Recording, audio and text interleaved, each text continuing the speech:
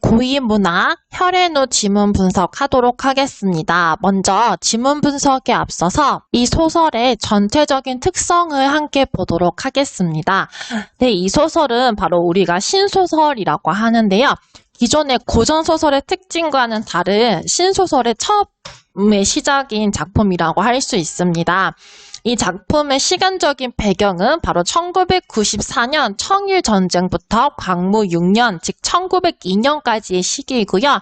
공간적인 배경은 평양, 일본의 오사카, 미국의 워싱턴입니다. 네, 고전소설에 비해서 굉장히 활동 범위가 넓어졌죠.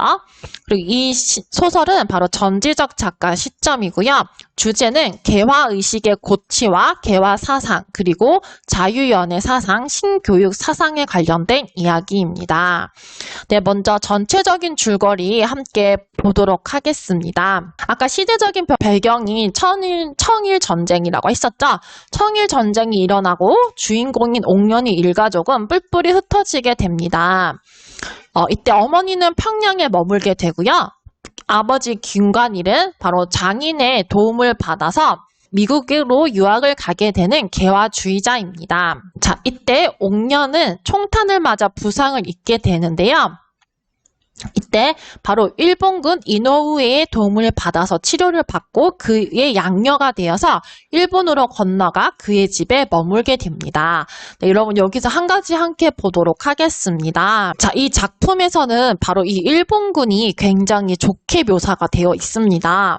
바로 이렇게 이노우의 소자를 통해서 일본을 미화하고 있던데요. 왜냐하면 이 작가는 바로 친일적인 성향을 가진 작가였습니다. 이러한 친일적인 성향을 나타내는 것이 뒤에도 나오는데요. 이러한 부분이 이 작품의 한계점으로 비판을 받는 부분이라고 할 수 있습니다. 그런데 이러한 이노우에가 전사하자, 즉 죽게 되자 양어머니는 옥년을 미화하게 되고 옥년은 가출을 하게 됩니다.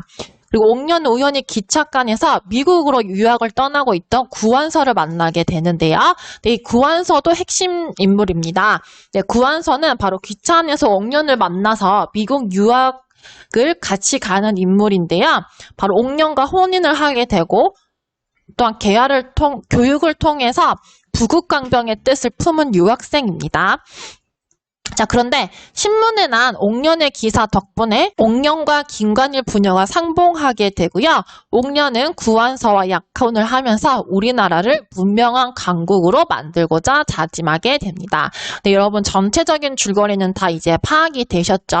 그러면 여기 책에 실린 본문을 함께 중요한 부분들을 단위로 보도록 하겠습니다. 먼저 첫 번째 장면에서는 기차가 나옵니다. 네, 이 기차는 아까 어떤 장소였나요? 네, 맞아요. 우리의 옥년이와 구완서가 이렇게 만나게 되는 공간이라고 하죠. 이 옥년이를 보고 처음에 구완서는 혼자서 무엇이라고 중얼을 거리는지 함께 보도록 하겠습니다. 웬 계집아이가 남의 앞에 와 섰다라고 하고 있는데요. 자, 그 다음 부분 한번 잘 보도록 하겠습니다. 옥년이는 일본에 있었지만 한국인이기 때문에 이렇게 구완서가 한국말로 하는 말을 본인은 혼자서 알아들었겠죠. 그래서 옥년이가 이 소리에 돌아다 보니까 나이 17, 8세 되고 얼굴은 볕에 그을려 익은 복숭아 같고 코는 우뚝 서고 눈은 만판 정신기 있는데 라고 나와 있습니다. 근데 이 부분은 보시면 바로 묘사를 통해서 인물의 모습을 잘 서술하고 있는 것을 확인할 수 있는데요. 이것은 바로 그 예전에 있었던 고전소설과 다른 신소설의 특징이라고 할 수 있습니다. 자, 그 다음 함께 보도록 할게요. 자, 이렇게 옥년이가 알아듣는 것을 모르고 계속해서 이야기를 합니다. 그 계집아이 똑똑하다, 재주 있겠다. 우리나라 계집아이 같으면 저러한 것들이 판판이 놀겠지? 라고 하고 있는데 여기에 어떠한 의식이 나타나 있는지 보겠습니다. 우리나라 계집아이라면 즉 조선의 여성들이겠죠. 이 조선의 여성들이 공부에 힘쓰지 않는 것에 대한 안타까움과 비판의식이 담겨 있다는 것을 우리는 이 대사를 통해서 확인할 수 있었습니다. 자, 이렇게 옥년이는 듣고 있다가 자신 또한 조선인임을 알리고 호기심이 생겨서 이렇게 이야기를 합니다. 어디가 좀 앉을 곳이 있어야지 서서 갈 수가 있나? 라고 하고 있는데요. 이렇게 둘은 대화의 물꼬를 트게 되고 함께 이야기를 하게 됩니다. 이후에는 기차를 타게 된 이유를 서로가 알게 되는데요. 옥년의 사연을 듣고 옥년에게 연민을 느끼는 구완서의 모습이 나타나 있었습니다. 그 이후에는 옥년이를 쫓아나가다가 정거장 나가는 어귀에서 만나게 되는 장면이 나오면서 이 옥년이를 따라가는 구원서의 모습이 나타나 있었습니다. 그 다음 장면 2를 함께 보도록 할게요. 이제는 장소가 일본에서 공간이 미국으로 바뀌었습니다. 한번 볼게요. 옥년이가 미국 화성동에 5회를 있어서 하루도 학교에 안이 가는 날이 없이 다니며 공부를 하는데 부지런한 사람으로 그 학교 여학생 중에서는 제일 칭찬을 듣는디다 라고 나와 있습니다.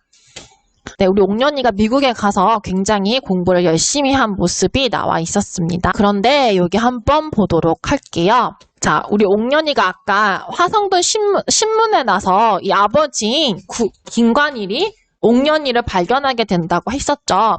이것을 보고 무엇이라 하냐면 조선 사람의 일을 영서로 번역한 것이라 혹 번역이 잘못되었나? 내가 미국에 온 지가 10년이나 되었으나 영문에 서툴러서 보기를 잘못 보았나? 하고 신문에 난 옥년의 이름을 보고 굉장히 의아해합니다. 그런데 한번 보도록 할게요. 여기 이 부분 굉장히 중요합니다. 자, 그렇게 다심하게 생각하는 사람의 성명은 김관일인데 그 딸의 이름이 옥년이라. 그런데 일청전쟁이 났을 때에 라고 나와 있습니다. 근데 여러분 우리가 보통 어떤 전쟁이라고 하나요? 네, 맞아요. 청일전쟁이라고 한국사 시간에 배운 기억이 있을 것입니다. 그런데 여기서는 청일이 아닌 일청이라고 표현하고 있는데요. 이것은 바로 일본을 앞에 씀으로써 바로 작가가 친일의식을 가지고 있다는 것을 우리는 확인할 수 있었습니다. 네, 아까 처음에 말했지만 이 작가는 친일적인 성격을 가졌다고 했었죠. 자, 이렇게 신문에 바로 옥년이에 대한 내용이 담겨져 있었습니다. 바로 이 신문은 옥년과 아버지의 만남에 개연성을 부여하고 있었습니다. 저렇게 아버지는 딸을 찾기 위해서 바로 광고를 하나 내게 됩니다. 광고를 보시면 김옥년이가 아무학교 졸업 우등생이라는 기사가 있기에 그가 유하는 호텔을 알고자 하여 이에 광고하오니 누구든지 옥년에 유하는 호텔을 이 고백인에게 알려주시면 상당한 금으로 십류를 양정할사라고 이렇게 나와 있습니다. 네, 이렇게 바로 아버지가 딸을 찾기 위해 노력하는 모습이 나타나 있었고요. 이러한 광고를 바로 우리 옥년이 보게 됩니다. 자, 이렇게 해서 바로 김관일과 옥년이 상봉을 하게 되는데요. 여기서도 표현적인 특징 한번 보도록 할게요. 김관일의 눈물은 옥년의 머리 위에 떨어지고 옥년의 눈물은 그 부친의 무릎을 적신다 라고 바로 묘사를 사용해서 감정을 행동으로 표현하고 있었습니다.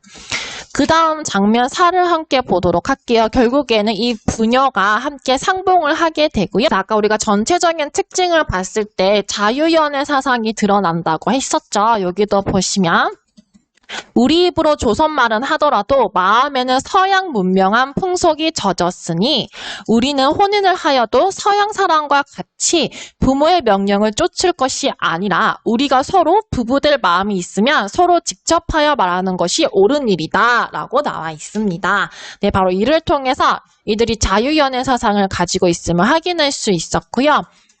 이러한 모습에 김관일 또한 바로 옥년의 혼인 언약에 좌지우지할 권리가 없이 가만히 앉았더라 라고 하고 있는데요.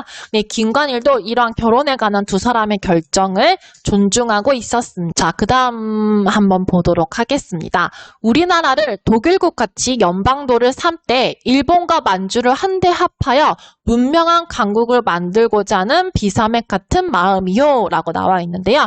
네, 여러분 이 부분은 어떤 모습을 알 수 있냐면 서구 열강들을 본받고자 하는 모습에서 외세에 대한 경각심 없는 무분별한 수용의 자세가 드러남을 알 수 있습니다. 그리고 마지막으로 옥년이 어떠한 생각을 품고 있는지가 나와 있는데요. 보시면 옥년이는 공부를 힘써 하여서 나라에 귀국한 뒤에는 우리나라 부인의 지식을 넓혀서 남자에게 압제받지 않고 남자와 동등 권리를 찾게 하며 그들을 교육할 마음이다 라고 나와 있는데요. 바로 옥년이 개학의 신여성으로서의 면모가 드러나는 부분이라고 할 수 있습니다. 네, 이렇게 전체적인 내용을 함께 보았는데요. 아까 앞서 언급했듯이 이 글은 바로 청일전쟁 이후에 우리나라 지식인들의 계몽의지를 보여주고 있습니다. 그리고 표현상의 특징을 본다면 바로 편집자적 논평이나 그리고 인물의 일대기 구성